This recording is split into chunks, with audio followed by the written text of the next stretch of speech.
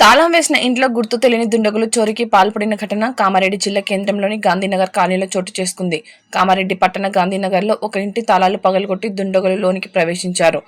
బీర్వా locker పగలగొట్టి దానిలో ఉంచిన 6.5 తులాల బంగారం, 72 తులాల వెండి ఆభరణాలను దోచుకెళ్లారు. ఇంట్లోని వస్తువులను చిందరవందర చేసి రూ. 50,000 నగదు ఎత్తుకెళ్లారు. సంఘటన స్థలానికి చేరుకున్న సీఐ నరహరి పోలీసులు వివరాలు సేకరించి కేసు దర్యాప్తు చేస్తున్నారు.